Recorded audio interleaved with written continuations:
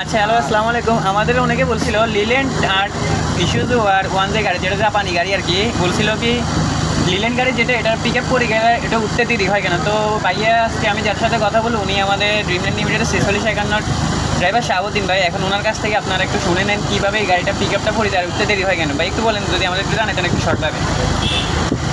এটার বিষয়টা হচ্ছে যে জাপানি গাড়ি যে ওয়ান জে গাড়ি অথবা ইস্যুজু গাড়ি, এই দুইটা গাড়ির মধ্যে তফাৎ হচ্ছে যে রিংয়ের গ্রুপটা হচ্ছে চিকন জাপানি গাড়ি, জি। আর যেগুলো ইন্ডিয়ান গাড়ি এগুলো রিংয়ের গ্রুপটা হচ্ছে মোটা। হ্যাঁ। আর ইন্ডিয়ান যে গাড়িগুলো ওই গাড়িগুলোর রিংয়ের যে পিস্টনের রিংয়ের গ্রুপটা হচ্ছে 3টা, আর জাপানি গাড়ির রিংয়ের গ্রুপটা হচ্ছে 5টা।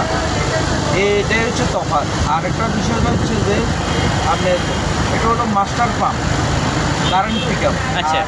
লিলেন গাড়ির কিন্তু master pump current pick up হয় না। হ্যাঁ। এটা ওই জন্য ওটা 220 সিসির উপরে যেতে হবে, 220 সিসির। এদের যে আরপিএমটা সেটা হচ্ছে যে ইঞ্জিনের যে হোস পাওয়ার সেটা হচ্ছে 180 180 এর সাথে, আর ওটা হচ্ছে 220 260 পর্যন্ত হোস পাওয়ার। ওটার সাথে কারেন্ট পিক আপ হবে না। ওটার সাথে কারেন্ট পিক আপ হতে হয় তাহলে ঠিক ওয়ানসের উপভোগ। হ্যাঁ। ওই যে সিসি বাড়াইতে হবে এবং master pump current pick up master pump লাগাতে হবে। আচ্ছা আচ্ছা, 16 সুপার আর 18 এটার মধ্যে পার্থক্যটা কি মূলত? 16 সুপার আর 18 পার্থক্য হচ্ছে যে 16 যে সুপারগুলো, হ্যাঁ। 16 এই 16 গাড়িটা হচ্ছে ছোটো, জি। আর ওই ইঞ্জিনটা হচ্ছে যে 18টা 16 একই ইঞ্জিন। আচ্ছা, কিন্তু ওটা অনেকে বলছিল ছোটোর কারণে এই গাড়িটা গতিবেগটা দ্রুত হয়। হ্যাঁ। এই গাড়িটা হালকা। আচ্ছা। আর ওই গাড়িটা হচ্ছে ভারী। আবার অনেকে বলছিল 16 সুপার যেটা ইগল প্রাইম আছে, আবার শুধু ইগল আছে। এখন ওটার বলে পিক আপ ওয়ানজের মতো, যেটা কি পিক আপ করে গেলে আবার লগে লগে উঠে যায় 16। সেটা হচ্ছে যেটা 220 সিসি। হ্যাঁ।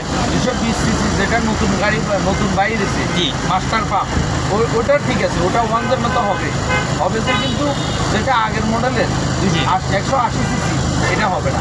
আচ্ছা, এখন তাহলে সমস্যা এটাই। আচ্ছা, সমস্যা না বিও, আমরা অন্য আরেকদিন কথা বলবো ভাইয়ের বিষয়ে। আরেকদিন তো আমি বলছিলাম মূলত ভাইয়ে আমাদেরকে বলছিল ওনার ড্রাইভিংয়ের অভিজ্ঞতা। তো আমি আপনারা একটু অপেক্ষা করেন, তো আমি একটু সময় দিতে একটু লেট আছে, ভাই একটু সময় দিতে লেট আছে, সমস্যা নাই।